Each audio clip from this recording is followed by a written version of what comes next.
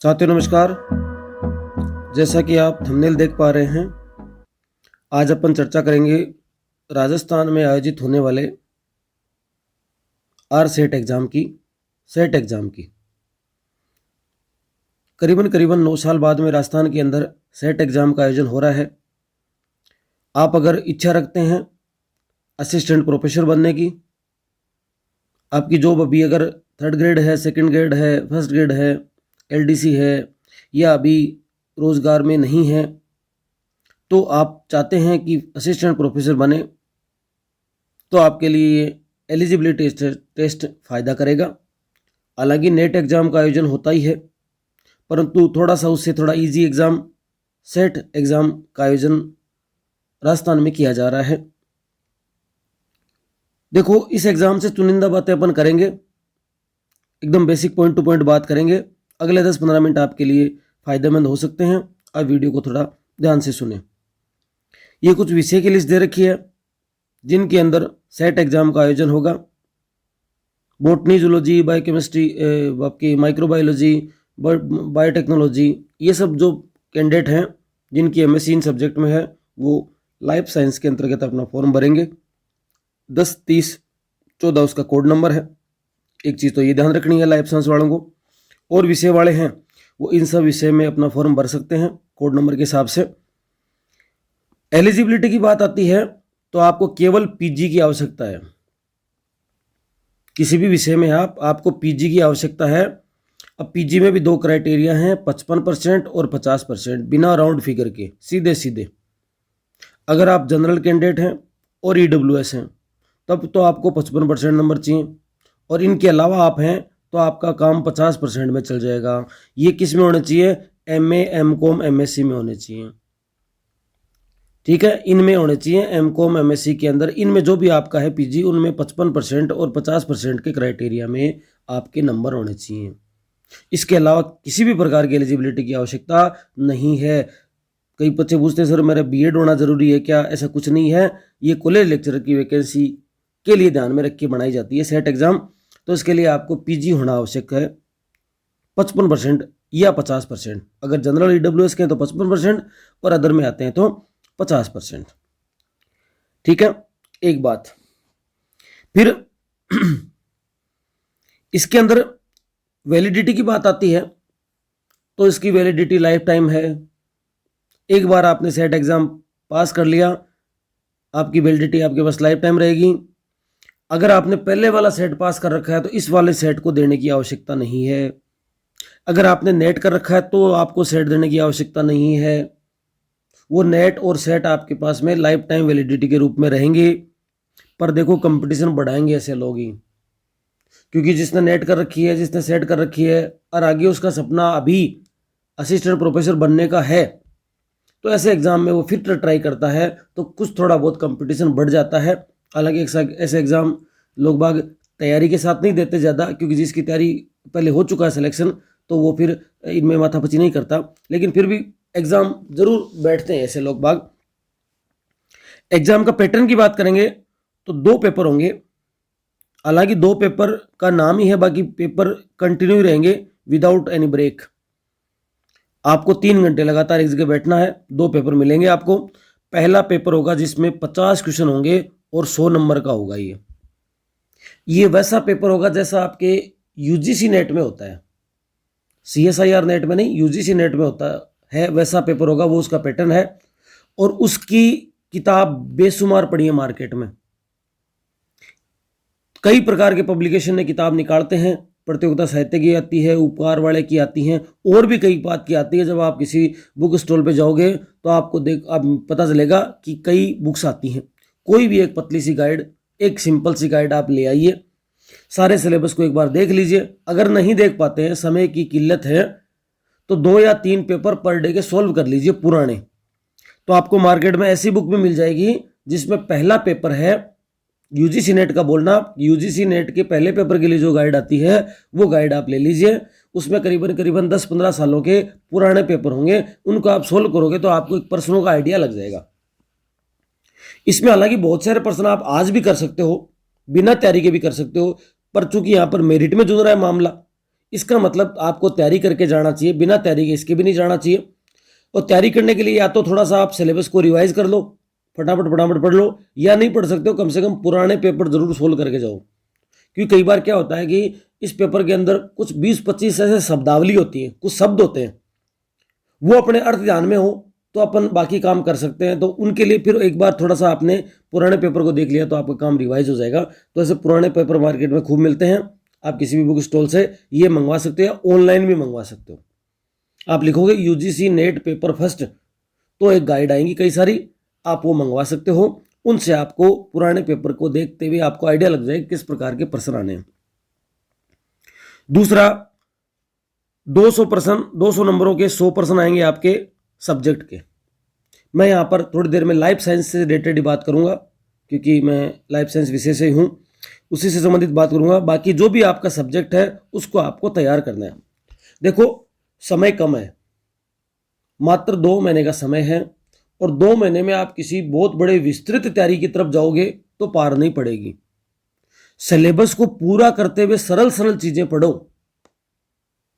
कोई भी टॉपिक है उसको चाहे गूगल से सर्च करो, चाहे नेट से करो, चाहे आपके पास कोई पुरानी गाइड पड़ी है उससे करो, कोई भी एबीसीडी मल्टीपल चॉइस क्वेश्चन की कोई गाइड पड़ी है, कोई एलन की सीट पड़ी है, कोई 11वीं 12वीं की एनसीईआरटी किताब पड़ी है, या आपके पास आपके फर्स्ट ग्रेड के नोट्स पड़े हैं, या कोई भी टॉपिक उससे संबंधित पड़ा है। मेरा कहने का मतलब है, अगर किसी ने फर्स्ट ग्रेड की तैयारी बढ़िया करी है, फर्स्ट ग्रेड की तैयारी बढ़िया करी किसी कारण से, बढ़िया क्या मतलब कि उसने एक बार सिलेबस को कवर किया है, तो वो अपने फर्स्ट ग्रेड के सिलेबस को ही रिवाइज कर ले एक बार अच्छे से।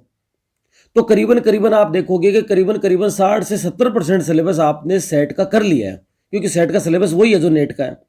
अब बाकी जो 30-40% सिलेबस बचे उसको विभिन्न तरीके से, केवल एमसीक्यू के रूप में, केवल आपके कोई और आपके पास बीएससी की बुक्स है उनके द्वारा, केवल एक बार सरलतम रूप से टॉपिक को देखना है, क्योंकि कोई बहुत बड़ा पेपर या बहुत हार्ड पेपर नहीं आएगा। नेट की तुलना में बहुत सरल पेपर होने वाला है, और नेट की तुलना में कंपटीशन कम होगा, क्योंकि नेट में नेशनल लेवल के पूरे भारत के विद्यार्थी बैठते हैं, यहाँ पर केवल और केवल राजस्थान के। और एक मोटा मोटी गणित लगाएं तो देखो, राजस्थान में जब अपन फर्स्ट ग्रेड की एग्जाम अभी लगी थी तो उसमें करीबन करीबन 25,000 के आसपास फॉर्म भरे जाते हैं, और फर्स्ट ग्रेड की योग्यता क्या होती है? MSc BEd. इसमें तो बीएड भी नहीं है, तो खाली एमएससी वाले। पर ऐसे जिनके 55% हो, तो एमएससी 55% वाले करीबन करीबन आपको इसमें देखने को मिलेंगे मेरे हिसाब से 25,000 के आसपास फॉर्म, 20-25,000 के आसपास फॉर्म भरे जाएंगे। अब जब 20-25,000 फॉर्म भरे जाएंगे और करीबन करीबन 6 से 7% इसका सिलेक्शन का जो परसेंटेज होता है, तो काफी अच्छा चांस है कि आपका सेट आराम से हो सकता है, अगर आप बेसिक थोड़ा सा भी हर टॉपिक को तैयार करके जाओ। और कईयों का तो जो पहले से किसी न किसी तैयारी में इन्वॉल्व रहते हैं उनका तो वैसे हो जाता है चलते चलते, क्योंकि एक तो प्रेशर नहीं है इस एग्जाम का, नेगेटिव मार्किंग नहीं है, सारे के सारे 150 क्वेश्चन करके आने हैं, और पिछले बार का जो आइडिया है उसके अकॉर्डिंग 65 से 70% के आसपास मेरिट रहने के चांसेस हैं। अगर देखा जाए तो 150 जो पर्सन है उसमें से आपके पास में अगर 100 से ऊपर 100-110 के आसपास रहते हैं, पेपर मॉडरेट आता है, तो इसका मतलब आप सिलेक्शन के दायरे में आते हैं। ऐसा मैंने एक साधारण सा एक आइडिया लगाया, बाकी तो पेपर कैसा आएगा, क्या क्वालिटी है पेपर की, उस बात पर डिपेंड करेगा। बाकी नॉर्मली ये सब होगा। पेपर के मीडियम के अनुसार हिंदी इंग्लिश दोनों बाइलिंगुअल पेपर आएगा, तो घबराने की आवश्यकता नहीं है। बिल्कुल हिंदी मीडियम वाले बच्चे हैं उनको भी कोई समस्या नहीं आएगी, क्योंकि पेपर दोनों लैंग्वेज में होगा।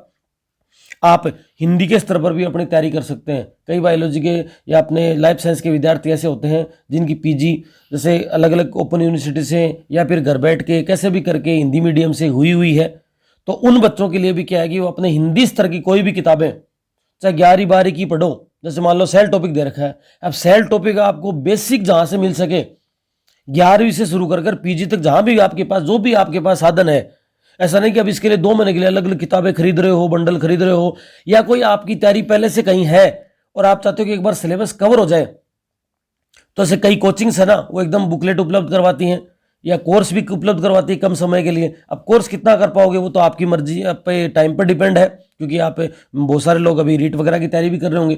पर जैसे कि पाथ फाइंडर की बुकलेट आती हैं, उनको एक बार पढ़ा जा सकता है। पुराने पेपर सोल्व करे जा सकते हैं। अभी मैं ये भी बताऊंगा कि अपन इस चैनल पे क्या क्या कर सकते हैं इतने कम समय के अंदर, वो भी अपन चर्चा करेंगे। पर मैं आपको आइडिया दे रहा हूं कि आप घर पर बैठे भी इस प्रकार से कोई चीज़ें तैयारी कर सकते हो। पुराने आपके पास कोई पेपर होंगे, पुरानी बुकलेट्स आती होंगी, नीट की सीट्स आती हैं, आपके फर्स्ट ग्रेड के नोट्स हैं, तमाम प्रकार के साधन से, सरल सरल साधनों से आपके पास कम से कम जो मैटर, कम से कम एक बेसिक पॉइंट तक पहुंचो।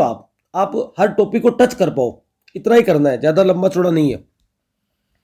प्रत्येक प्रश्न के 2 नंबर होंगे, नेगेटिव मार्किंग नहीं है, सबसे बढ़िया फायदा ये है। पूरे के पूरे आपको 150 के 150% होके आने हैं, और कई बार गलत भी होगा तो कोई नुकसान वाली बात नहीं कि नेगेटिव मार्किंग नहीं है। सिलेबस की बात करें, वही सिलेबस, अभी सिलेबस को भी देख लेंगे अपन। 13 यूनिटों में लाइफ साइंस का तो बटा हुआ है, बाकी सारे सिलेबस वही है जो नेट के लिए आता है। तो नेट की साइट के ऊपर आपको, या ये जो दे रखी है ना साइटें, इन पे आप क्लिक करोगे तो आपको सिलेबस पूरा का पूरा मिल जाएगा। कोई लिमिट नहीं है। कोई लिमिट का मतलब जैसे मान लो कि अभी आप 45 साल को क्रॉस कर गए, इसका मतलब अभी जो असिस्टेंट प्रोफेसर वो से वैकेंसी आएंगी, उसके लिए तो एलिजिबल नहीं है। लेकिन आप प्राइवेट भी कहीं पढ़ा रहे हैं और आपके पास में केवल MSc MA यही है, उसी से पढ़ा रहे हैं, तो आपने अगर सेट कर लिया तो कम से कम वहाँ क्वालिफाई तो हो गए। तो प्राइवेट में पढ़ाओगे तो भी तो ऐसा अपने आप को क्वालिफाई तो मानोगे कि भाई मेरा MSc है, सेट है मेरे पास में, इसका मतलब मैं असिस्टेंट प्रोफेसर के क्वालिफाई हूँ। वरना तो फिर अब इतने सारे सेट निकल जाएंगे, तो जो बिना सेट करे हुए कॉलेजों में पढ़ा रहे हैं ना, उनकी दिक्कतें आएंगी अब, क्योंकि कंपटीशन बढ़ेगा, इतने सारे 1200-1500 लोग बाग निकल जाएंगे, तो वो सभी गवर्नमेंट में भी नहीं लगेंगे, तो कम से कम प्राइवेट में कंपटीशन पैदा करेंगे। तो बढ़िया है, आप कम से कम सेट की क्वालिफिकेशन तो ले लो। और असिस्टेंट प्रोफेसर गवर्नमेंट में जाने का सपना है तो फिर तो लेना जरूरी है। फीस की बात है तो 1500 रुपये जनरल, SBC OBC के लिए, क्रिमिनल वालों के लिए, और EWS है, SBC OBC इन सब के लिए आपके 1200 रुपये है फीस तो देख रखी है। 12 तारीख से लेकर 11 फरवरी तक, 12 जनवरी से फॉर्म भरना शुरू हो गए हैं। करीबन 4-5 दिन से फॉर्म भरे जा रहे हैं। आप अपनी सुविधा के अनुसार जनवरी माह ही में ही फॉर्म भर दें, क्योंकि देखो फॉर्म भरते भी अपने को लगता है कि अपने फॉर्म भर दिया, अपने को इस एग्जाम की तैयारी करनी है। जब तक फॉर्म भरेंगे इससे जाने से बढ़िया है कि आप जनवरी के अंदर फॉर्म को भर दो। जनवरी भी क्या, अभी 1-2 दिन में ही फॉर्म को भर के काम फ्री करो। डेट ऑफ एग्जामिनेशन दे रखा है 19 मार्च। 19 मार्च को एग्जाम होगा, मतलब लगभग आपके पास में 2 महीने का ही समय है, ज्यादा समय नहीं है। और 2 महीने में आप जितना बढ़िया कर सकते हो, क्योंकि आप ये मान के चलो कि सेट एग्जाम का मतलब ऐसा नहीं कि सेट ही क्वालिफाई होगा। सेट एग्जाम का मतलब आप ये समझो कि आपने असिस्टेंट प्रोफेसर है, या आपने फर्स्ट ग्रेड का है, या आपका KVS है, उसका सिलेबस एक बार रिवाइज कर दिया, आपका वो निकल जाएगा दिमाग से। एक बार आपने उसको क्या कर दिया, पूरा का पूरा टच कर लिया, ये फायदा मिलेगा आपको। सिलेबस डिटेल दे रखा है, अप्लाई कैसे कर सकते हैं अपनी SSO ID से, ये सब आपको पता ही है। ये सब तो चीजें यहां पर दे रखी हैं। अब देखो, ये अपना टेलीग्राम चैनल ही है, आप सबको पता ही है। यहां पर ये सिलेबस दे रखा है लाइफ साइंस का। इस लाइफ साइंस के सिलेबस में ये टोटल 13 यूनिट है, ठीक है। अब 13 यूनिट के अंदर देखो, सेल बायोलॉजी फर्स्ट ग्रेड में पढ़ते हो, cellular organisation, developmental biology first grade में पढ़ी है, प्लांट फिजियोलॉजी फर्स्ट ग्रेड में पढ़ी है, एनिमल फिजियोलॉजी फर्स्ट ग्रेड में पढ़ी है, आपके जेनेटिक्स फर्स्ट ग्रेड में पढ़ी है, इकोलॉजिकल फर्स्ट ग्रेड में पढ़ी है, इवोल्यूशन फर्स्ट ग्रेड में पढ़ा है। कम से कम उसको ही रिवाइज करोगे तो बेसिक तो रिवाइज हो जाएगा। टेक्निक वगैरह कुछ पढ़ी है। तो बाकी जो मैटर बचता है, मोलिकुलर बायोलॉजी फर्स्ट ग्रेड में नहीं है, तो मोलिकुलर बायोलॉजी को ढंग से पढ़ लोगे आप थोड़ा सा। सिग्नलिंग वगैरह ये सब आपको, कम्युनिकेशन वगैरह ये थोड़ा सा ठीक ठाक पढ़ लोगे। ये मेथड मतलब ठीक ठाक का मतलब एक बार सिलेबस को जो है, जो टॉपिक, जैसे मान लो कोई भी टॉपिक, एक टॉपिक लेता हूं, जैसे मान लो एक टॉपिक है अपोप्टोसिस।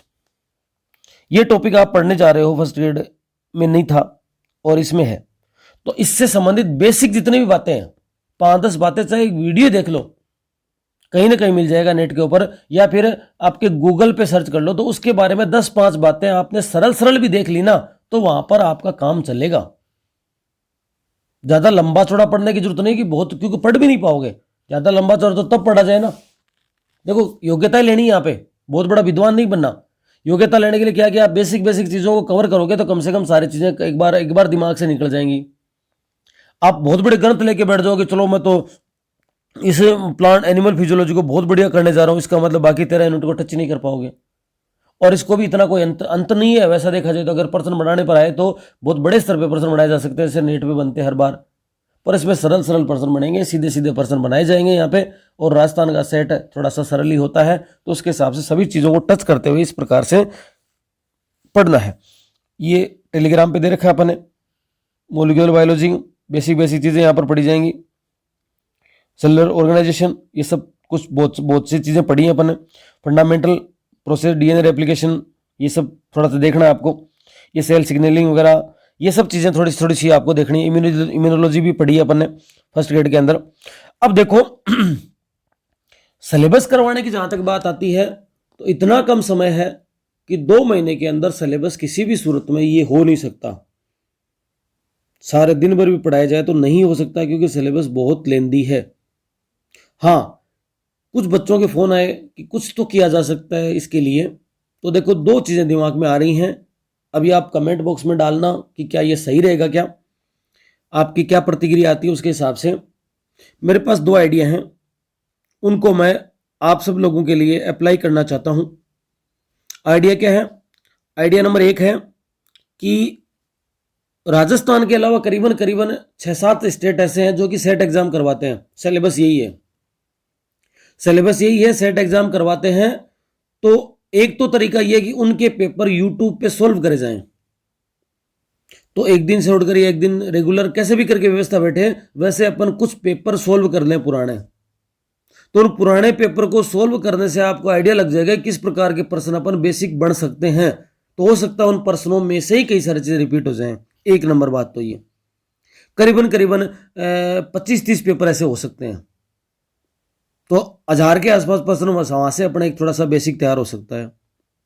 दूसरा, हर टॉपिक के, ये टॉपिक दे रखे हैं, हर टॉपिक के करीबन 100 के आसपास बढ़िया प्रश्नों का संग्रह लिया जाए। चाहे वो पुराने पेपर आए हुए हों, चाहे पुराने नेट के पेपर हों, चाहे पुराने सेट के पेपर हों, या टॉपिक पढ़कर देखा जाएगी इसमें से ये बढ़िया प्रश्न बन सकता है।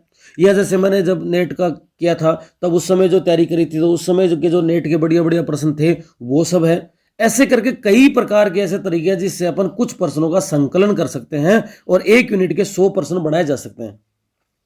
अब इन 100 प्रश्नों का फिर एक टेस्ट लिया जा सकता है। तो टेस्ट वाला जो है, मैं ऐसा सोच रहा हूं 13 तो मेजर टेस्ट, ये माइनर हर यूनिट के, और फिर 2 मेजर टेस्ट, तो 13 + 2 15 टेस्ट ऐप के ऊपर लिए जा सकते हैं। और मेरा ऐसा विचार है कि 25 तारीख से इनको लॉन्च करेंगे। बसंत पंचमी से अपन इन टेस्ट की शुरुआत कर सकते हैं। उस समय तक अपन क्या करेंगे, ये वाला थोड़ा सा इधर शुरू कर देंगे कि ओल्ड पेपर पढ़ना शुरू कर देंगे। 2 दिमाग में है मेरे, 2 महीने का समय है, तो 2 महीने में इतना ही हो सकता है कि अपन यूट्यूब पे तो पुराने पेपर सोल्व करें और ऐप के ऊपर अपन क्या करें, 15 टेस्ट पेपर सोल्व करें। इन सब से अपना जितना हो सकता है, बाकी आप अपने स्तर पे तैयारी करते ही करते हैं। एक रिदम रहेगा, वीडियो आते रहेंगे तो आपको लगेगा कि हाँ ये सब इस प्रकार से तैयारी करनी है, ये सब अपन इस पर कर सकते हैं। अब ये कैसा रहेगा या कुछ और किया जा सकता है क्या, आप मेरे को कमेंट में कमेंट करें। क्या कुछ रहेगा, क्या कुछ और भी किया जा सकता है क्या, या फिर ये ठीक नहीं रहेगा क्या, या कुछ सिलेबस करवाया जाए, या फिर ऐसे कुछ टॉपिक जो अपन क्वेश्चन सोल्व करते समय लगेगा कि यार ये टॉपिक ऐसा है कि इस पर थोड़ा सा और डिस्कस किया जा सकता है, तो फिर उसके बीच बीच में अपन को वीडियो इस प्रकार से डाल देंगे। 25 के बाद आप ऐसा शुरू करेंगे। अपन ने रीड के क्वेश्चन पेपर डाल रखे हैं, करीबन 28 पेपर की बात हुई थी। हालांकि 15 तारीख को उसको निपटाना था, पर लास्ट वाले 2-3 पेपर जो कि थोड़ा सा डिले हो गया, तो करीबन उसमें 25 पेपर अपन अपलोड कर चुके हैं। 3 पेपर उसमें बचे हैं। 3 पेपर के बाद में थोड़ा सा उसमें सॉल्यूशन करवाना है। बाकी 28 पेपर वो कंप्लीट है, रीड के लिए बनाए हुए हैं। कंप्लीट टेस्ट को ध्यान में रखते हुए उसी प्रकार से अपन एक थोड़ा सा हाई लेवल का लेते हुए अपन एक सेट के एग्जाम के लिए टेस्ट पेपर डालना चाह रहे हैं ऐप के ऊपर। आप सब लोगों का सहयोग है वो अपेक्षित है। आप इसको एग्जाम को भरिए, तैयारी करिए इसकी। 2 महीने का आपके पास समय है, और साथ साथ में आपकी रीड की एग्जाम भी है, उसको भी थोड़ा सा ध्यान में दीजिए। भविष्य आपका सुखद हो, आप इस एग्जाम में सफल हों, इसी मनोकामना के साथ जय हिंद, जय भारत।